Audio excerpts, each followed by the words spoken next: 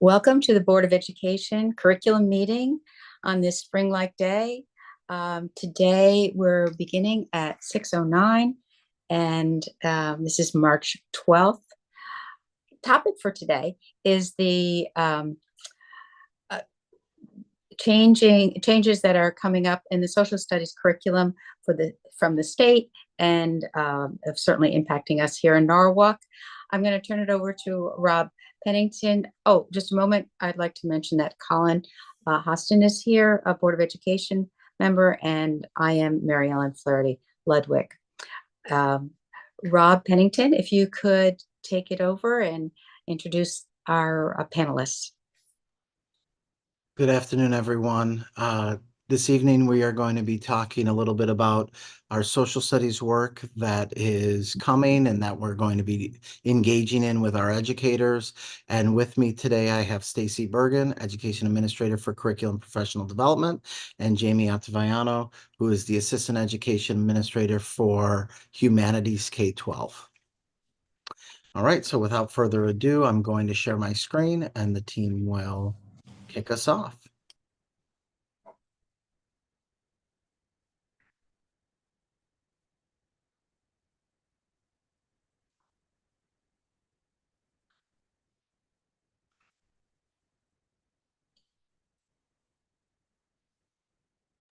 Can you see the screen? All right, so Stacy, Yeah. whenever you're ready, you're on mute. You can begin. We're good. So good evening. It's so good to be in community with you here today. I am excited to share with you some of the updates that have come down from the state of Connecticut regarding impending changes in the social studies curricula, K through 8. Next slide. In 2021, there was the Public Act 21-2SS was passed. And what that did was it required the state to take an in-depth look at the work that the social studies work that students were engaged with in the day-to-day experiences. What they realized that there were some holes or some gaps that needed to be filled with some of the voices and narratives that had not been at the forefront of social studies education. So for example, there is a need now and a requirement by the state to include Native American history, Asian American and Pacific Islander studies, lesbian, gay, bisexual, transgender, queer, and other sexual orientations and gender identity studies. There's a need to look at climate change. There's a need for students to engage in learning around personal financial management and financial literacy.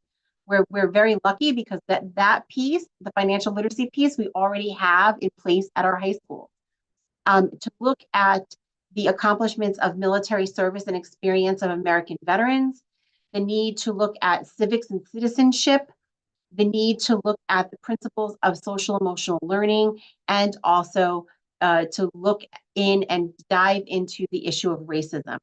So because of that, these gaps that existed within our curricular study, the Connecticut State Department of Education partnered with other national reviewers, and they began to rewrite the state standards.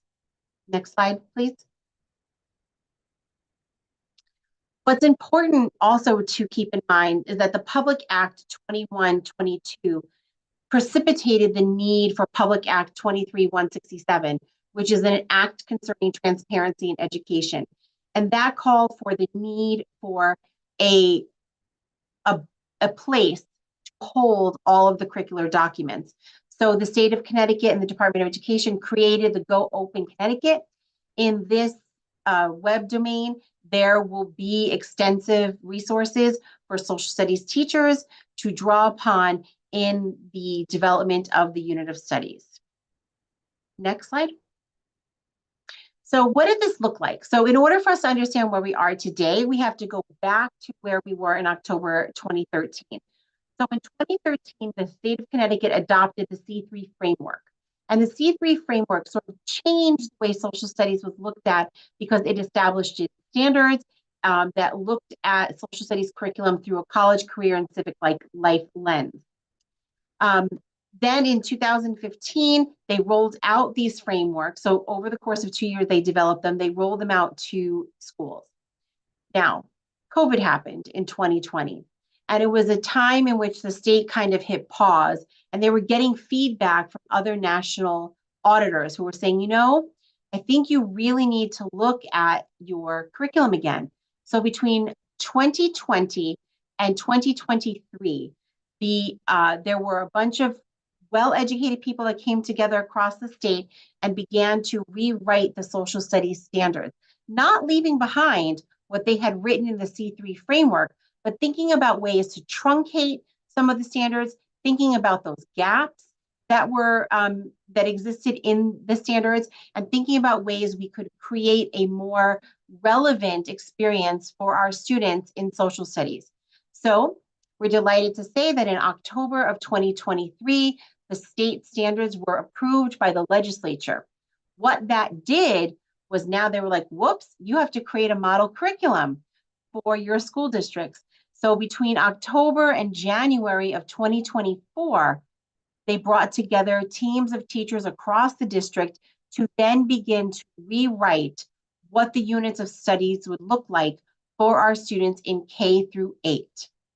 It is our hope, and as of just of today, Jamie got an update with her meeting with the state, that the model curriculum for grades kindergarten through 8th grade will be available. That is our hope. We know that K-2 shall be released soon, maybe within the next 3 weeks, and then K-2 in the next 3 weeks, and then 3 through 8 in the forthcoming month, with June being the end in mind. So with all of that information in mind, well, Give me a that's second. a beautiful picture. It disappeared. It's okay. I'm gonna probably have to bring it up again, so give me 1 second. No worries. So with that in mind, we started to think about how we were going to make these big, transformational moves across our school district. Next slide. I just wanted to add before we move on to the next slide is that when Connecticut came out with the elementary secondary frameworks in 2015, that we did go through our curriculum at that time to create alignment to the new state social studies framework. So I think that that's an important piece. And then that was the last time that we've really done a comprehensive dive. And so this is something that is well needed as we continue the work. So as we sort of continue to do this work, this is not new work for Norwalk. We have been engaged in the revision and the reimagining of our curricula over the course of the last 3 years. So this is work that is not new to us. This is work that we welcome.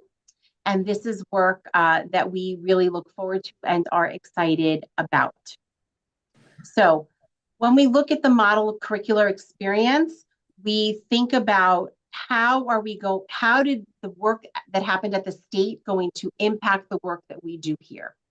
We know here, if we look at the design principles, we're looking at curriculum that is focused, that is relevant, that is flexible, that is rigorous, that is coherent, that is diverse, equitable, and inclusive.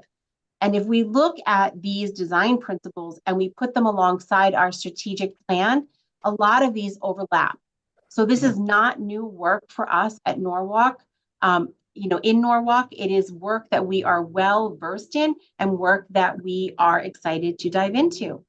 So we will take the model that the state used in thinking about what curriculum experiences could be like for teachers. We will offer teachers time to come together. We know that the state worked from the midsummer to the end of December. They met weekly. They had PD on inquiry and unpacked the standards. And that standard work is big work that we've done this year. We have concentrated on standard-based instruction. It was, it's been the focus. It's what is the what for this year. We'll be bringing a team together just like the state did. We'll be looking and working in grade bands. We will look at these design principles as the driving force to take a look at the models that the state releases and thinking about the decisions that we make here for our students in Norwalk. Stacy?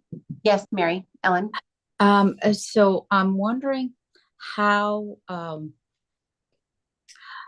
detailed the state is going to be, not just in guidance, but do they give you sample lessons, for example, or literally sample units? Mhm. Or Can I jump in and just say one piece? We are go very ahead. lucky because Jamie was actually part of the state curriculum writing team. And so she was a part of that committee across the state that was working on different grade levels. I believe she was working with eighth grade. So as she talks a little bit about her experience, I'm sure she'll be able to add in some of those pieces. Okay, I'll be happy to wait to hear you, Yep. Jamie. Yes. Great. And so I'd like to take this opportunity to introduce Jamie Ottaviano, who is the newest member of our team. She is the Assistant Educational Administrator for grades K through 12 in humanities.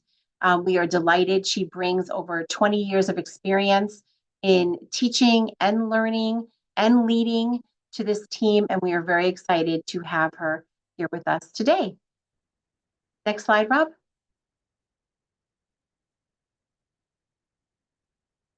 So a lot of the work that we've been doing across the city with our teachers is looking at the what, the why, and the how. And this is really important for teachers to keep in mind. Like the what is the content, right? So social studies teachers will still be in consideration of what is the what? What is the content that is moving this instruction along? Why? Well, the state decided that there needed to be a shift in how students are experiencing learning in the classroom. And they're moving towards student-driven learning with the teacher as the facilitator of that learning, not necessarily the sage on the stage or the one who's holding all of the information. And they have determined that the way that students need to experience social studies content is through an inquiry-based experience. And so now I'm going to turn it over to Jamie, who's going to take us through the next part of this work in thinking about what does inquiry-based instruction look like for our students. Thank you. Mary Ellen, I'm going to get to your question as I move through the next few slides. But so before we even talk about the standards, we really have to think about inquiry and what that means and what it looks like, especially in a social studies classroom. And if you look at this model that we have in front, that's in front of you, we're looking at inquiry starting with a compelling question. And that compelling question then moves students through this rigorous investigation. And if you notice down below, it says it requires research and critical thinking. And this is really important because, you know, you mentioned before how critical thinking is really important and necessary even as students move through school.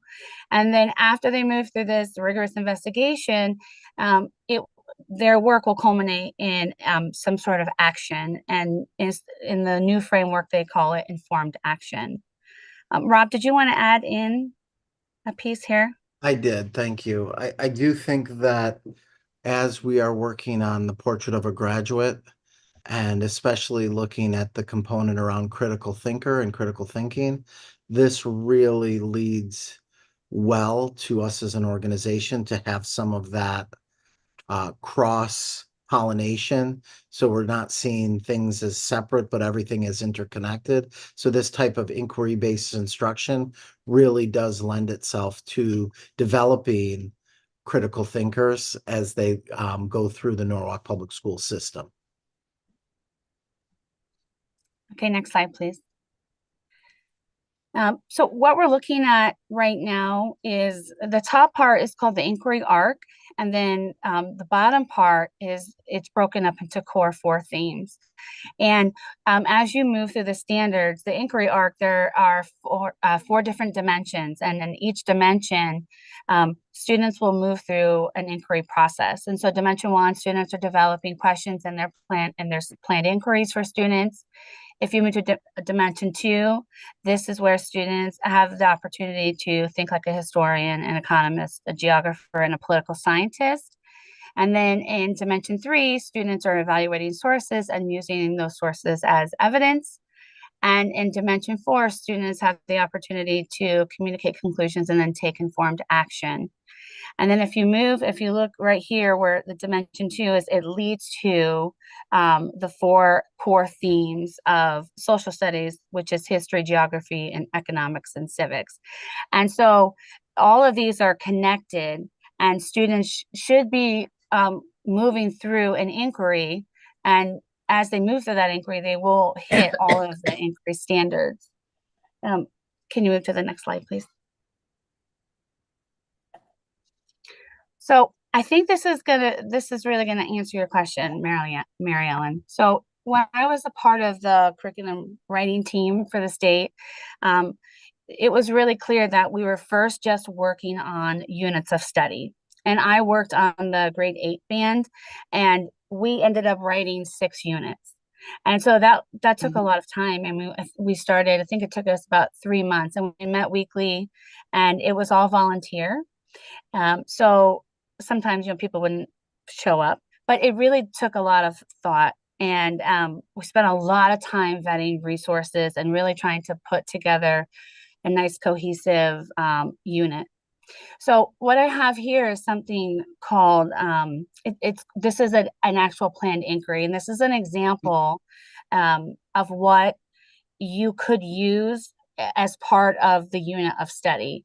And this one in particular is on, it's on the murder of Emmett Till. And in a planned inquiry, there are a lot of different components. So the standards appear in the top. The biggest part is the compelling question, also known as the essential question, that really guides the entire inquiry. And then you will find supporting questions underneath that. And those supporting questions, you have to be able to move through the supporting questions, and in order to be able to answer the essential question, or what social studies calls the compelling question.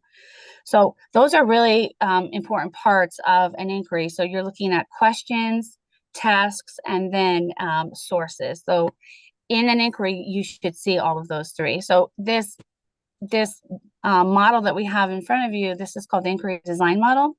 And you will see the top, is it ever too late for justice? That is a compelling question. And then you have the supporting questions.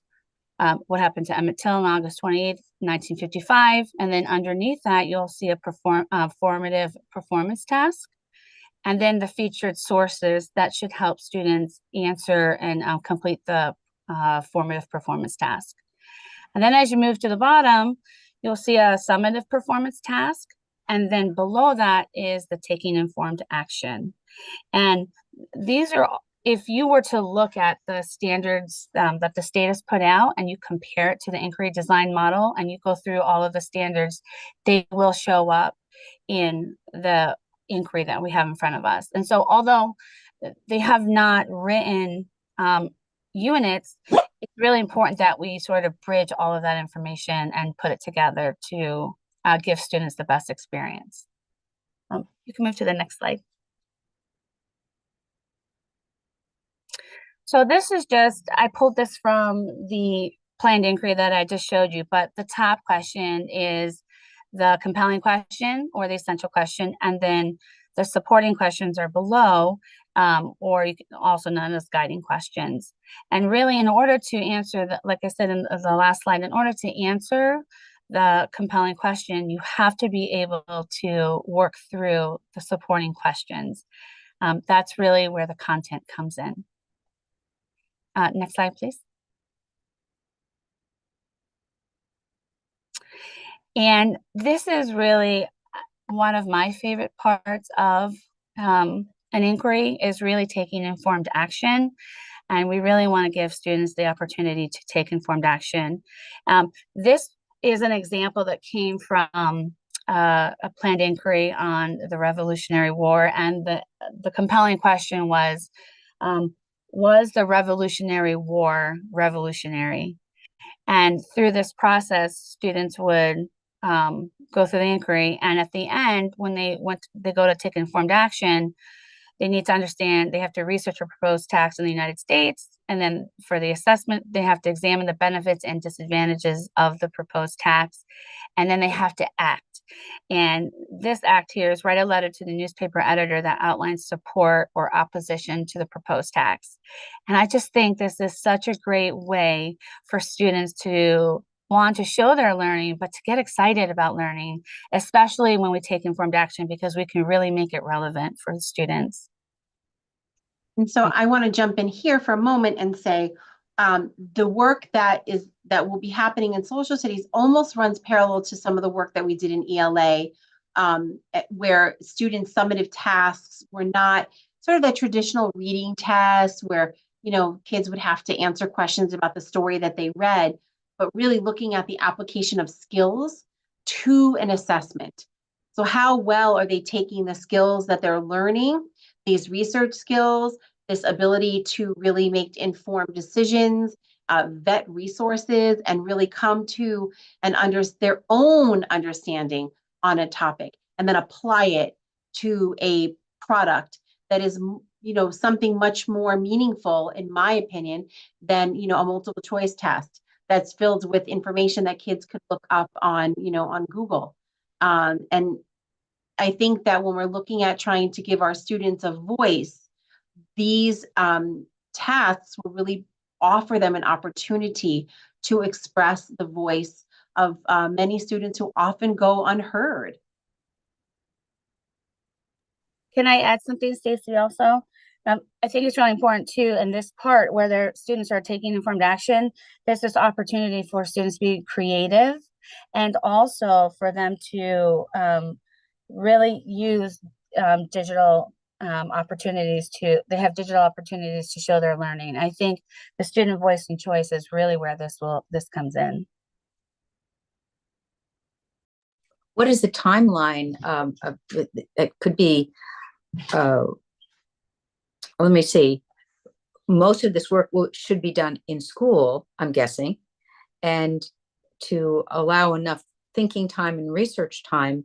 How does that work out? I mean, what do you think? So Mary Ellen, we couldn't have planned it any better when you're talking about what the timeline is, right? So there's two timelines. There's the timeline of, you know, in order for students to do this work, it needs to be well planned by the teachers that are in their classrooms, right?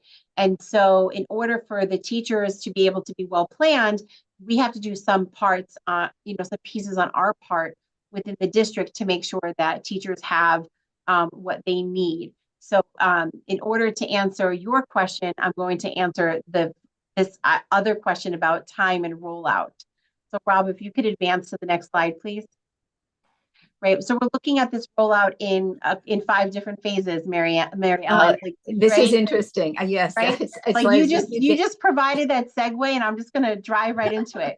Go for it. So we're looking at phase 1, which is the elementary and middle school teachers will have an opportunity to work with Jamie and myself in a similar fashion as we did today, looking at the standards, looking at the parallel between the old standards and the new standards, and hopefully the realization will be that not a lot has changed content-wise.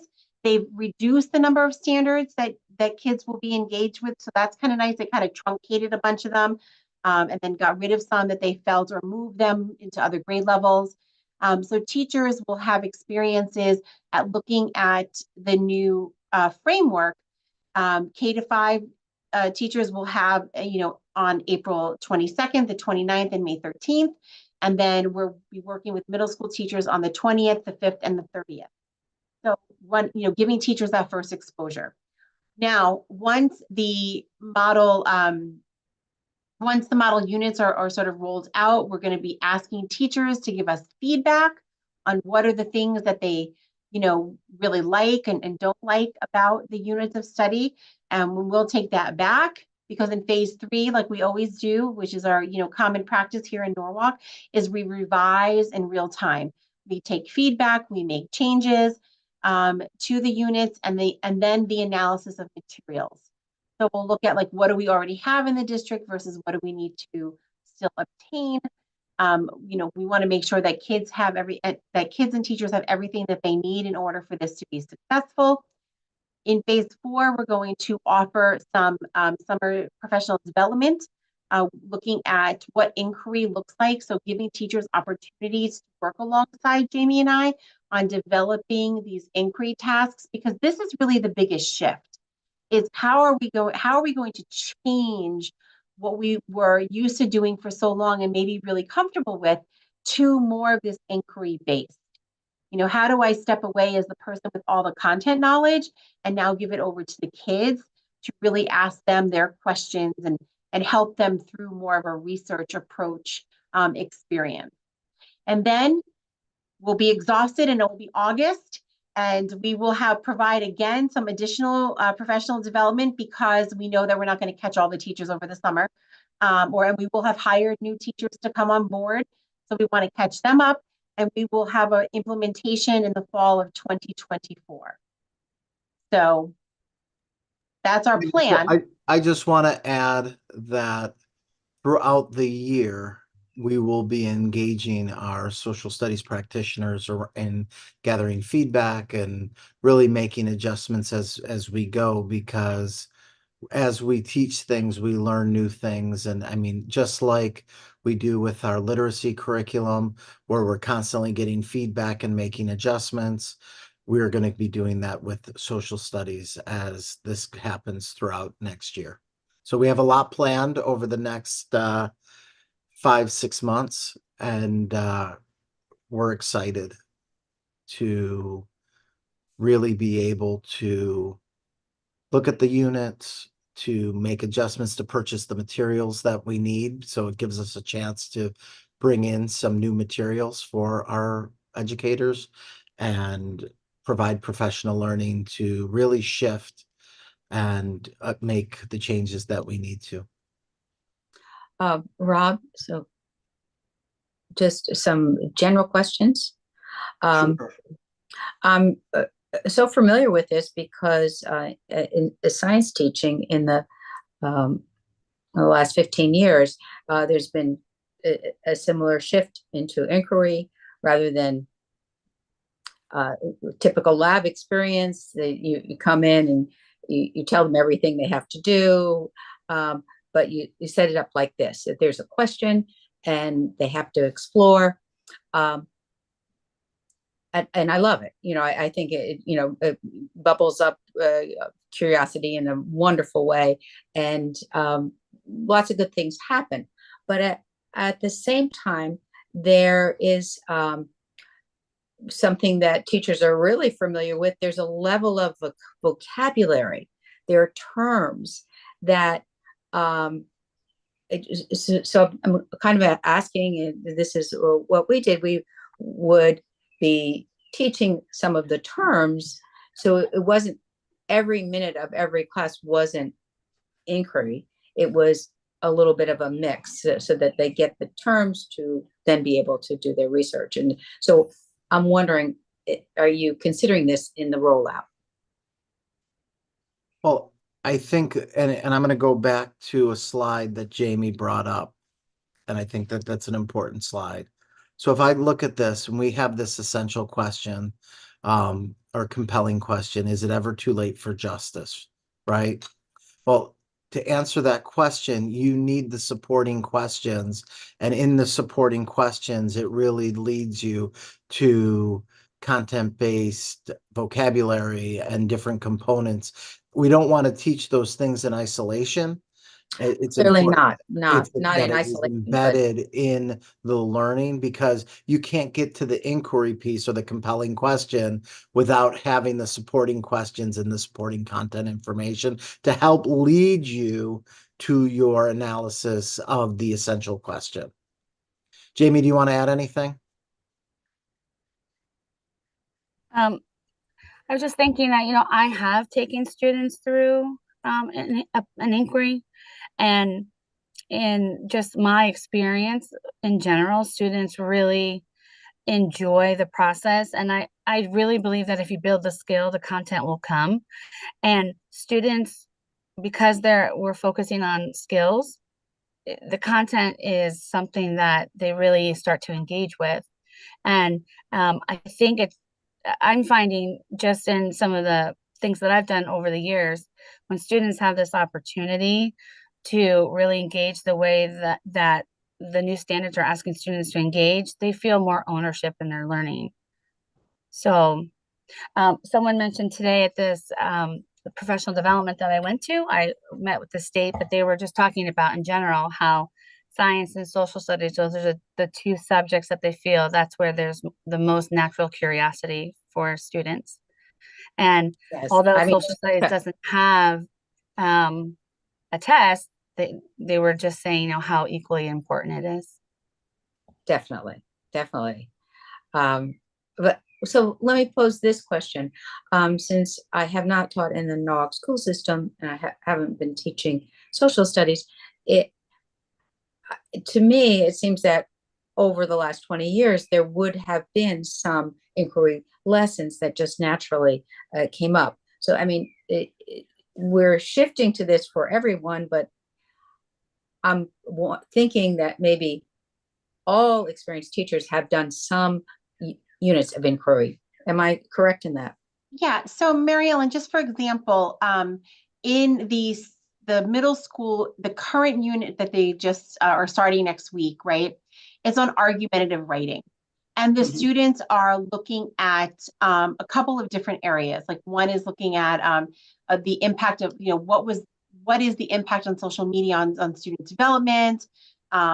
The 8th grade is looking at, or the 6th grade is looking at like the addition of like more recess or like free play sports time in schools and the impact that could have on student development. So, and each of these essential questions have a list of guiding questions.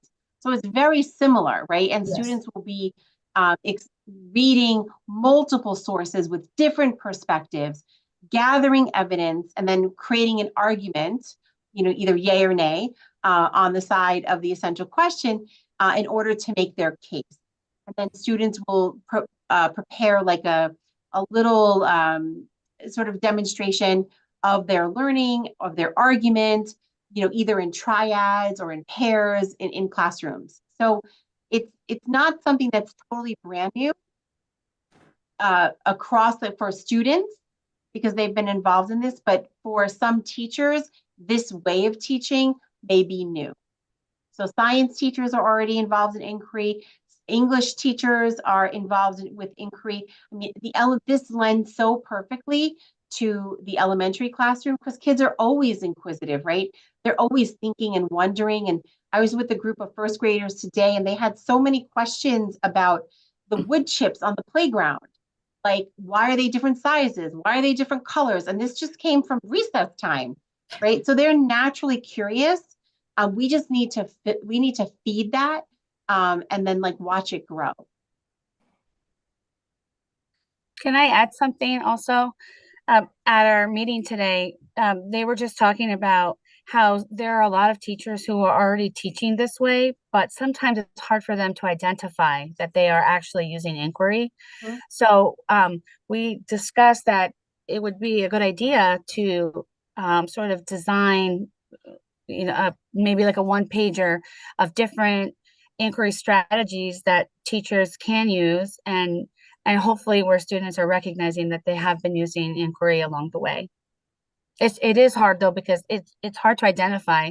And I've asked teacher friends that I've had that have been teaching for many years, and I've asked, like, would you consider yourself an inquiry-based teacher? And they'll say yes. And then I say, well, can you identify what that looks like?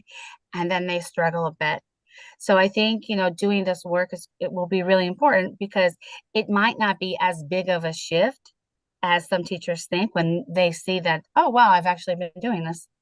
So, okay. So let's say they have been doing some of this, and there's the model lesson as you just described. After they do one of those, could that teacher then come up with her own investigative question and still hit the same standard, but with a different question? And so is that where we're going, that teachers will after they've done several of the ones that you've made up, they might come up with some of their own? Yeah. So we know that we always encourage teachers to be sort of autonomous in looking at materials that they'll use that are in the best interest of their students, that are driven by data, and that are relevant to student experiences. So yes, of course. And we'll even, we're going to vet, the inquiries that are published, right? And then make decisions about, like, do these really make sense for our kids? So sometimes people will publish things and think that it's a great inquiry, on like farming. Well, that may not be real applicable to our kids in Norwalk. So are the kids really going to buy into an inquiry like on farming? But that may be applicable to, somewhere in the western part of the state, which would make a lot of sense. So we just want to make sure that things are relevant and applicable to the demographic, and the student population that we serve.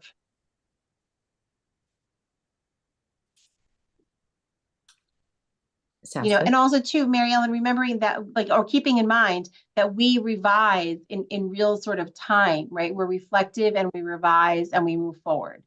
And so if something doesn't work, then we go back to the drawing board and say, well, what happened? Why did it fall apart?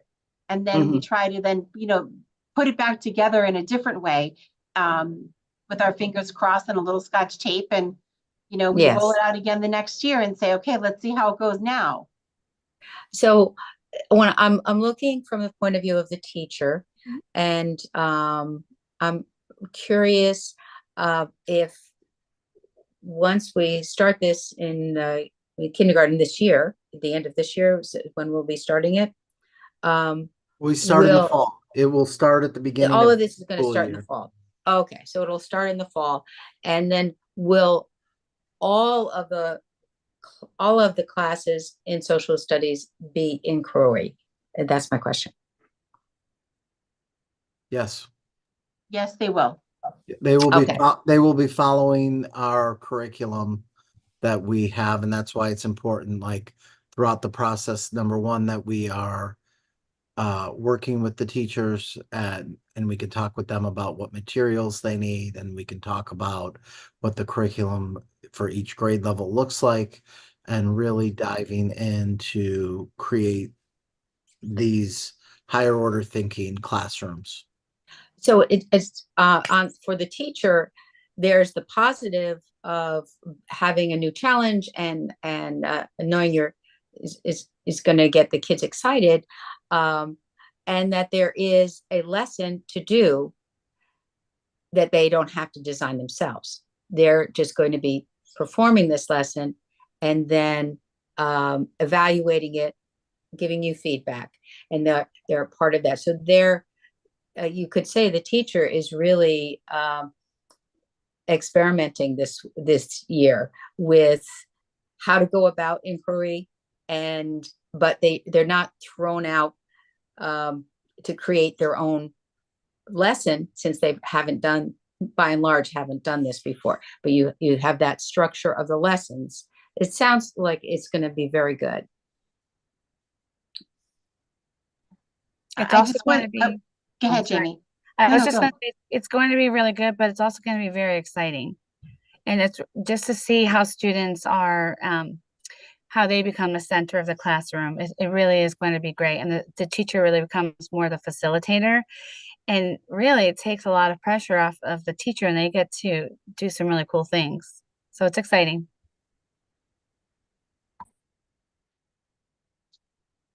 Yep. So we're really excited and looking forward to the rollout of these new units of study. It sounds like you're on solid ground. And just to add, good for the state of Connecticut. We see what's happening across the other parts of the country, to really kind of make sure that we are not just centering these kinds of, inquisitive learning styles, but making sure that we're covering, the breadth of our wonderful experience in this country. And it's, it's like, it's great to hear, both Stacy and Jamie say that, that's something that already coheres with what we're doing here in Norwalk. It's nothing new for us. So kudos all around. Yeah. Any final questions or thoughts? I'm encouraged. I would say, I have experience teaching in an inquiry style for several years, and the the engagement of the kids is wonderful, and just watching the thinking going on at whatever level, even kindergarten, they can come up with something that you can recognize as original for them. You may know the information, but they don't know. They're really exploring. So I think this is hitting the national standards and a world-class teaching. So I think that's really good stuff. And as Colin was saying, then the courage of Connecticut to hit those hard topics that our country is having many states are having a hard time even looking at them. Yeah, I'm 100% behind that. So good going all around. We're part of it. Yeah. Yeah. So Rob, are we? That is it. And like I said, I do think one of the pieces as we look that we will come back to the curriculum subcommittee to provide an update, maybe at the start of the school year next year, because I think that we will have, as you saw our timeline, we're going to be starting this work in the next few weeks and really doing a heavy lift over the summer. And then in August, we'll provide more professional learning to our teachers, and then we'll start implementation and we'll be able to provide an update in September. So in that update, it would be really wonderful if we could have a teacher or a couple of pictures of the classroom when they're engaged in that. That would clarify what's going on, because it's a little hard to describe how it's different from a regular teaching experience for the kid and for the teacher. So I look forward to that. And it like I said, it will really highlight our portrait of a graduate, what we're looking to see students as they go through MPS and graduate from our system. This idea of one of the components really tied to being a critical thinker. And I think that inquiry really helps to develop the skills of a critical thinker. So. For sure. All right. Well, that is Okay. our subcommittee. So let me close the meeting. Thank you all for being here and presenting, and let's call it an evening. We don't have to vote on this, do we, Colin, to close the meeting? We don't have a quorum to it anyway, but I think if we can revisit the minutes at the next time. Okay, let's do that. Thank you, Jamie and Stacy and Rob. Thanks for being here, Colin, and thank you for any and everyone who is listening to this right now or listening to the tape of it. It's pretty exciting what's happening in Norwalk Public School System. Good night. Have a good Thanks, night, everyone.